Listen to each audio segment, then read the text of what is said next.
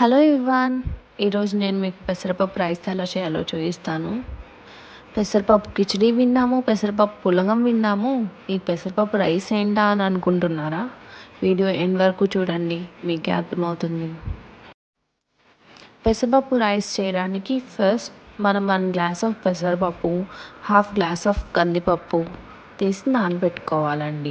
నేను తీసుకున్న క్వాంటిటీ 2 పర్సన్స్కి వస్తుంది. సో మీరు కూడా అడ్జస్ట్ చేసుకొని మీకు నచ్చిన క్వాంటిటీలో చేసుకోండి. ఈ పప్పులని బాగా క్లీన్ చేసుకొని 8 to 9 అవర్స్ లేదా ఓవర్ నైట్ సోక్ చేసుకోవాలండి.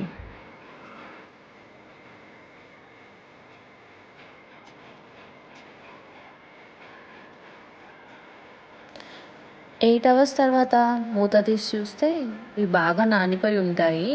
ఆ వాటర్ తీసేసి పక్కన ఉంచుకోండి. ఇప్పుడు ఏ గ్లాస్తో అయితే అన్నీ తీసుకున్నామో బియ్యం కూడా ఆ గ్లాస్తో 1 గ్లాస్ తీసుకొని బాగా క్లీన్ చేసి వాటర్ పోసి నానబెట్టుకోండి. బియ్యం నానేలోగా 2 to 3 క్యారెట్స్, 4 to 5 పచ్చిమిర్చి అండ్ 1 పెద్ద ఉల్లిగడ్డ కట్ చేసుకోండి. మీకు కావాలంటే టొమాటో కూడా యూజ్ చేసుకోవచ్చు. ఇప్పుడు స్టవ్ ఆన్ చేసి కుక్కర్ పొయ్యి మీద పెట్టుకోండి. అండ్ మీరు కంపల్సరీగా నెయ్యి వాడితేనే ఆ రుచి వస్తుందండి. సో 2 to 3 స్పూన్స్ నెయ్యి వేసుకోండి.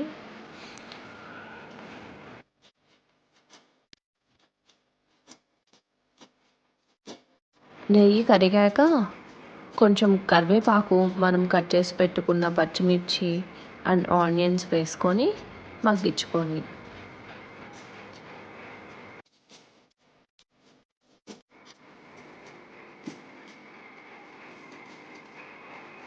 ఆనియన్స్ మగ్గిపోయాక క్యారెట్ కూడా వేసుకొని మెత్తగా అయ్యే వరకు మగ్గించుకోండి.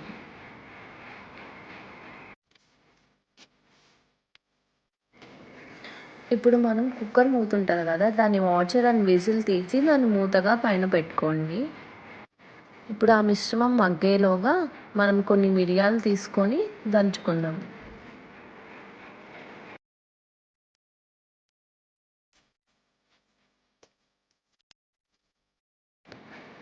ఇప్పుడు 1 టేబుల్ స్పూన్ ఆఫ్ అల్లం వెల్లుల్లి పేస్ట్ వేయించుకొని పచ్చివాసన పోయే వరకు మగ్గించుకుందాం. ఇప్పుడు మనం ఇందాక దంచి పెట్టుకున్న మిరియాలు వేసి కలుపుకుందాం. మిరియాలు పచ్చిమిర్చి ఘాటు సరిపోతుందండి, ఎక్స్ట్రా కారం ఏం అవసరం లేదు. ఇప్పుడు పెసరపప్పు, కందిపప్పు వేసుకొని ఒక 30 సెకండ్స్ వేపుకోవాలి.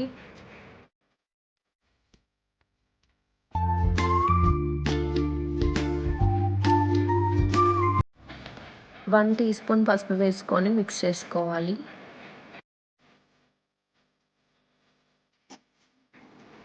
ఇప్పుడు నానబెట్టుకున్న బియ్యం కూడా వేసుకోవాలి, వాటర్ తీసేసి.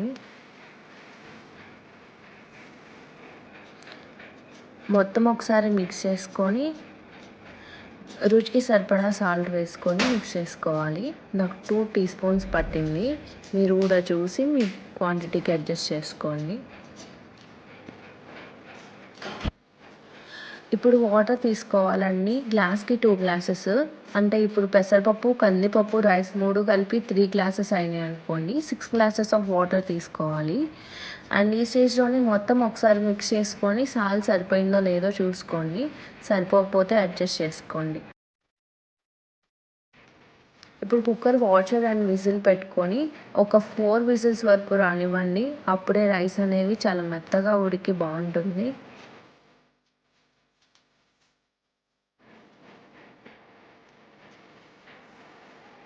4 విజిల్స్ వచ్చాక వెంటనే ఓపెన్ చేయొద్దండి, ఆవిరి వస్తుంది. సో కంపల్సరీ ఆవిరి పోయాక పైన విజిల్ తీసి ఓపెన్ చేయండి.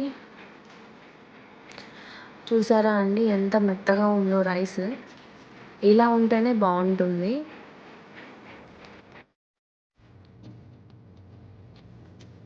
ఒక 2 మినిట్స్ ఆగి లైట్గా ఆరిపోయాక తినండి, చాలా బాగుంటుంది. Thanks for watching. Do like, share and subscribe.